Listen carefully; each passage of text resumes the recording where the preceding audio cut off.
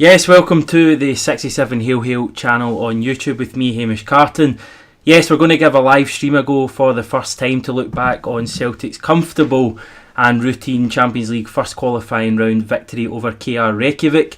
It finished 6-0 at Celtic Park, a pretty uneventful game in many ways, although I'm sure we'll have plenty to talk about. And it's not just me on the channel either, because I'm joined by my pal and 67 Hail Hail colleague, John McGinley. John, how are you? I'm good, Hamish. It's good to be here live on YouTube for the first time. I feel like I'm either going to start playing Fortnite or I'm going to start arguing with someone on Sky News, which I don't think either would end well for me, but we're here to talk about Celtic, so I'm happy with that.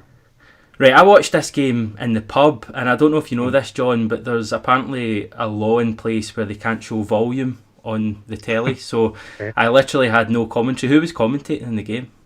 It was the regular BT commentator, his name I've forgotten, and it was... Rory Hamilton, was it? Yeah, Rory Hamilton and John Hartson. Oh. And Jerry McCulloch and Gordon Strachan were doing kind of commentary for both Celtic TV and Premier Sports, I believe. I was watching on the Past the Paradise, so I'm not quite sure what went down on Premier, but I think it was the same for both. Yeah, as I say, I had absolutely no commentary or anything, so it's a weird experience watching a game like that, but I suppose it was pretty routine, wasn't it? It finished 6-0.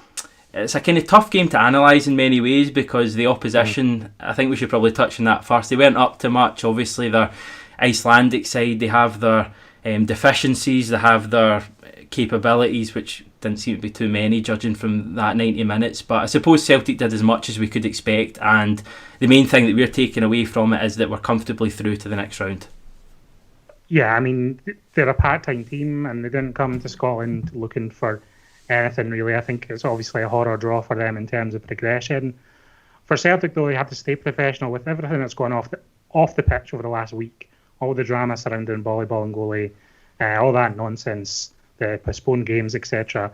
It was just great to see Celtic back playing again for me. And I thought, it's hard to judge the performances of the player too much because of the standard of opposition, but I thought players like Elyounoussi and Elhamed.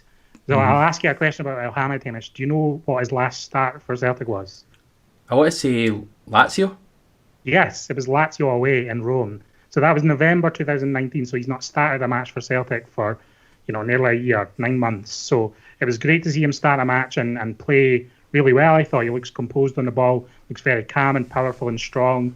And for me, he's just a really good all-round fullback. And I'm hoping, and my fingers are crossed a lot, that he can stay fit because I think he should be a regular starter for us.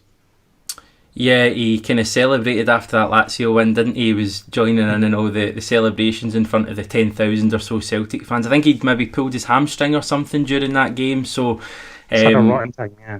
Yeah, so I think I agree with you. We'll come on to the general players because there is probably a fair bit to discuss from that game. Certainly a few things that I noticed. First of all, I'll say hi to the two Chris's, Chris McBride and Chris Tully, both watching us at the moment.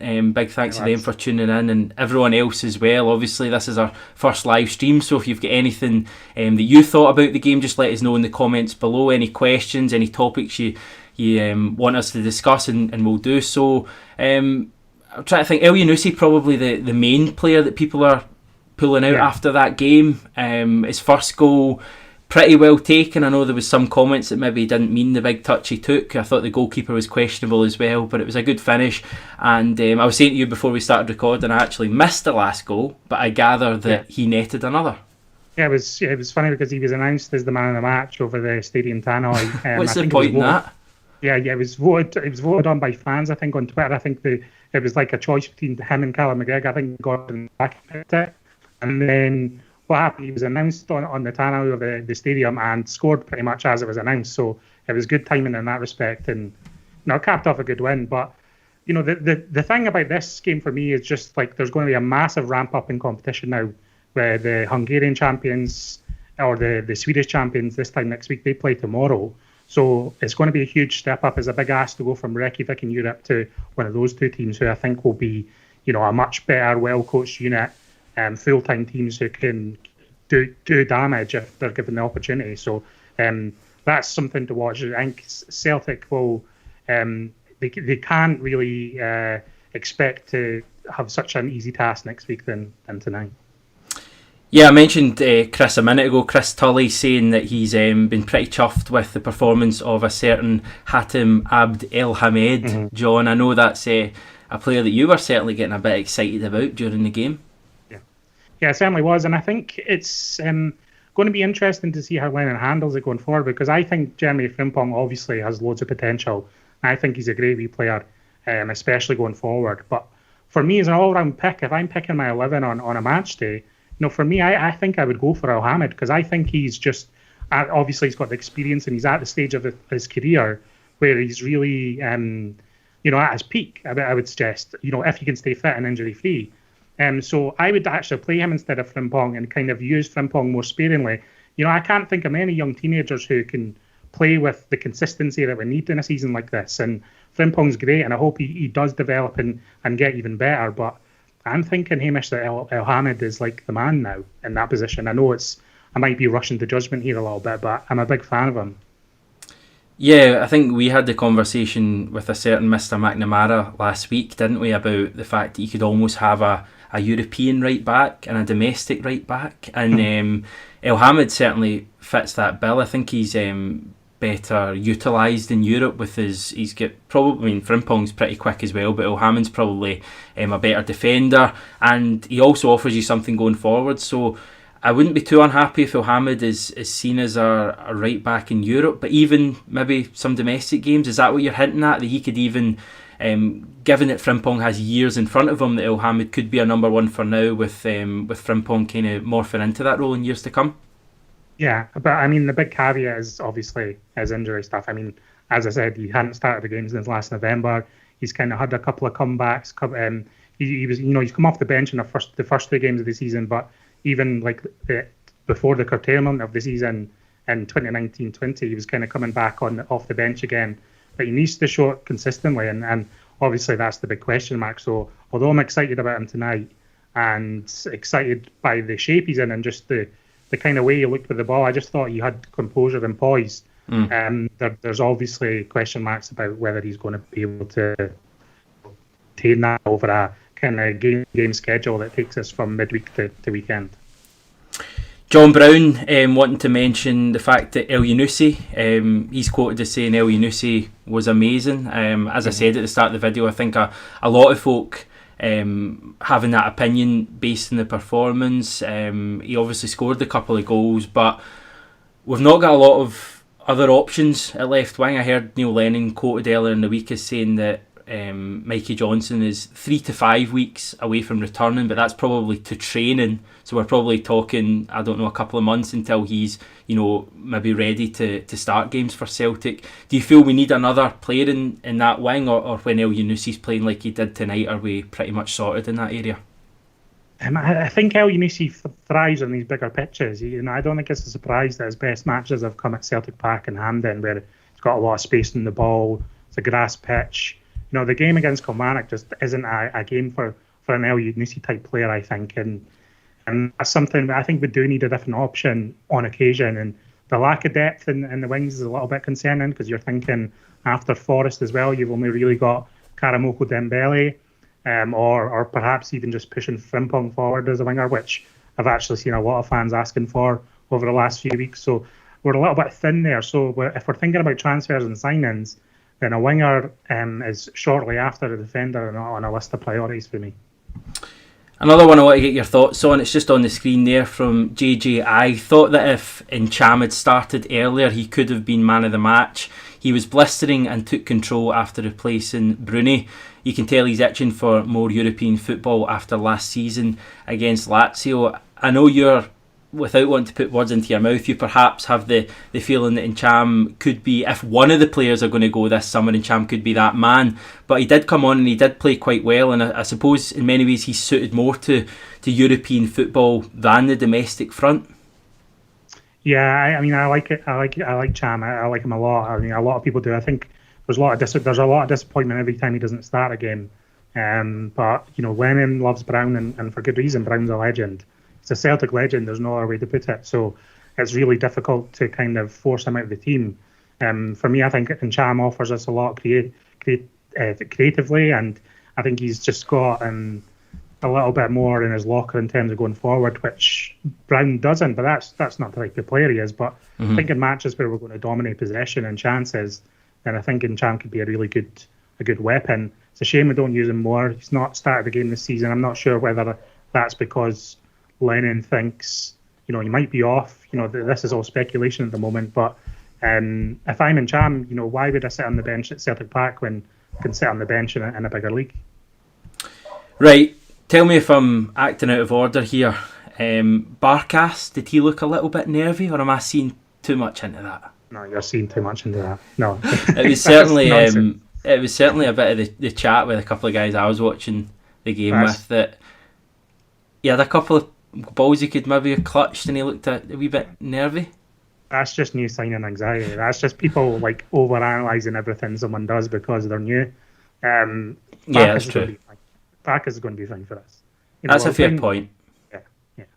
I think if it's Scott Bain in nets and he does that, no one comments on it. I think because you're just so eager to see him, and it was a tough one because you wanted to see Barkas make great saves, and I think he made one kind of alright one at the start of the second half.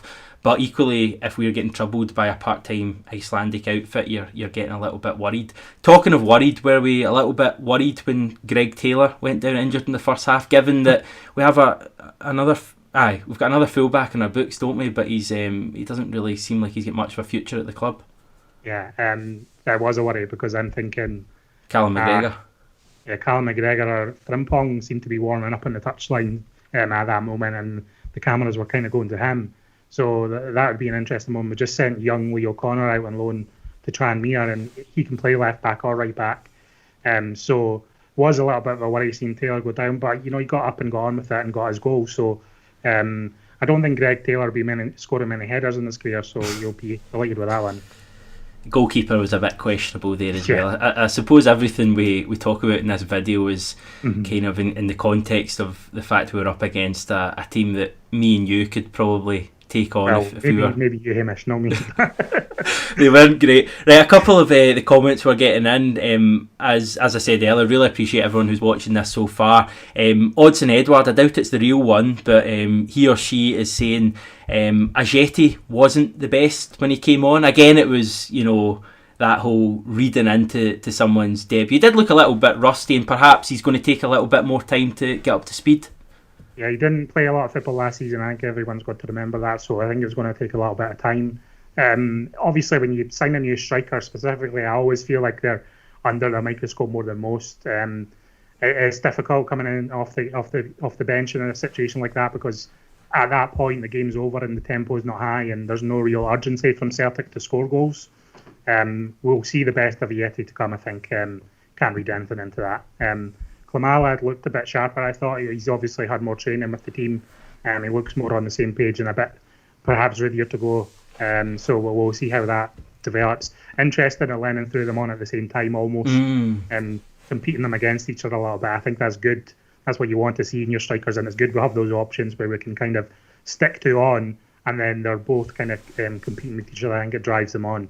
And strikers are a bit arrogant. That's what you want to see. Definitely.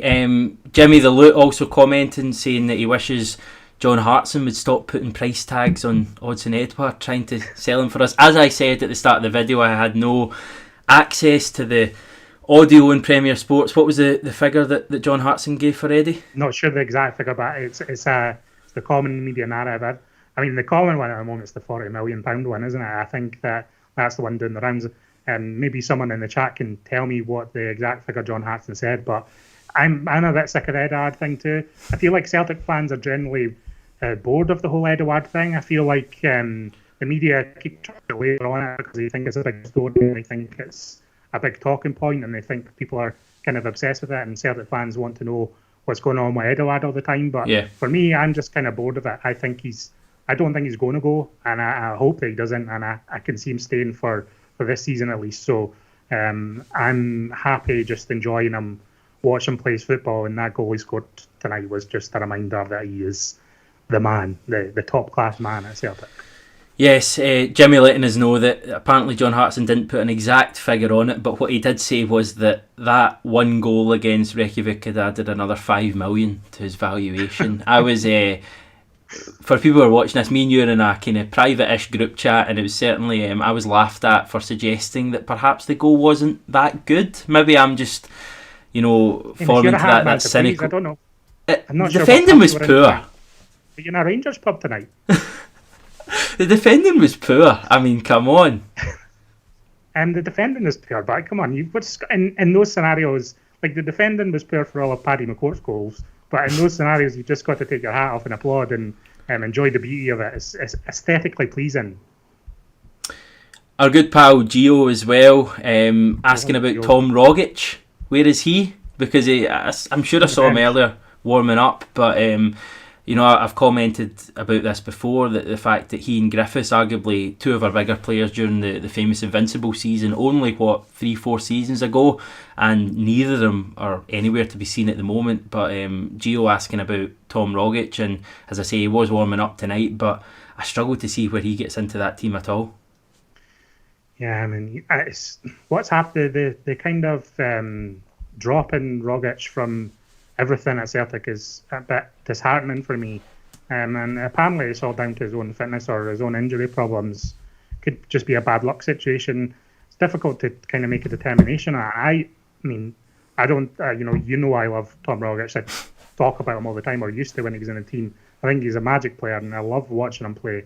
I think if I was picking a list of players I like just to watch purely play, Tom Rogic with the ball at his feet, kind of holding off defenders and passing the ball on and finding those little pockets of space is a real thrill to watch. I don't know if he's going to make it back. And at this point, he looks further away from the team than Griffiths does, which is a little bit crazy to say, but I hope Rogic manages to find a starting spot and some consistency soon, because I think, again, it's good to have competition, and I think if you have competition for Christie, that pushes his game on too. We need these players hungry and competing for a starting spot and not just being complacent. Yeah, from my point of view, there's a few too many in that team that perhaps have their position assured. I mean, it's ironic because one of the players I mentioned a couple of weeks ago was Christopher Ayer, and he actually didn't have his position assured tonight. But there's a few too many, like maybe James Forrest. Obviously, the two central midfielders pretty much have their position assured. So it'll be good to see us getting some fresh blood in there to help them out. Anything else you want to touch on tonight's game? No, I mean, I think we can kind of put that one in the history books. The main thing was that Celtic were back on the pitch playing a game, which isn't a guarantee at the moment. And we'll move on to the weekend and I'm interested to see who comes out of this tie between the Swedish team and the Hungarian team tomorrow. Who'd you rather? I think I'd rather the Hungarian team. You can pronounce it, because I don't think I'll be able to manage to. Ferencvaros. Now, I don't know a great deal about Djurgården, who are the Swedish champions. I think they're a decent team. I know that Ferencvaros did alright in Europa League last year, and I believe they beat one of the Moscow teams away from home and then missed out on the last 32 by a point or a goal or something like that. But I suppose you could argue we made it to the last 32, beat Lazio home and away and all that. So hopefully, I mean, at the end of the day, if we want to qualify for the Champions League, neither of them should really bother us. No, well, I say this all the time, kind of, we are the seeds in this scenario. They should be feeling us, and we're at home as well, so we've got no problems at that end. We should be kind of bodying these teams like we did tonight. I'm not saying we're going to beat this mob, whoever it is, 6-0 next week, but it should be a good win. If we turn up to play to the best of our ability, it should be a professional win that sees us into the third qualifying round and hopefully beyond. I think when it gets to the playoff round, you get a bad draw in the third qualifying round. That's when it starts to get really tricky, but we'll cross that bridge when we come to it. Definitely right. We're not going to hang about for too much longer. Just one more question that I think is quite a good one that's just come in, or a point more so, from Mazhar Yusuf. In a 3-5-2 formation, is there a need for Scott Brown to start? A midfield triangle of McGregor, Cham and Christie can easily do a job for us. This allows us to dominate the midfield with creative players. I can see you smiling there, John. Well, I think that's the big question at the moment. I think that a lot of people want to see that. I think I want to see. I just want to see.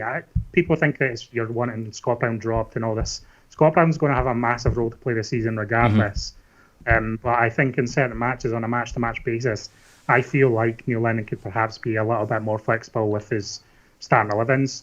But we'll see. I mean, these are the nitpicky points that you make when you're a diehard Celtic fan. So I'm happy tonight. I'm happy. That's the main thing. And we'll see what happens going forward now. Yeah, a case of job done. I think we both agree with that. And lots more to come in the 67 Hail Hail channel the rest of the week. We've got part 2 of our chat with Jackie McNamara. He's going to be very interestingly, may I add, speaking about the fact that Celtic are chasing a bit of a deficit in the Premiership at the moment. He kind of related it to his playing days and had some very interesting things to say. So I think that's dropping on the channel on Thursday, so lots to get excited about there. I'm going to have previews obviously ahead of the Dundee United game on Saturday as well. So lots and lots to get excited about on the channel. We really appreciate everyone who's watched this video, our first ever live video. We've enjoyed kind of doing it, and hopefully it'll be a constant theme going forward this season. John, thanks very much for taking your time and joining me. And thank you very much for watching. We'll speak to you very soon. Until then, take care and hail hail.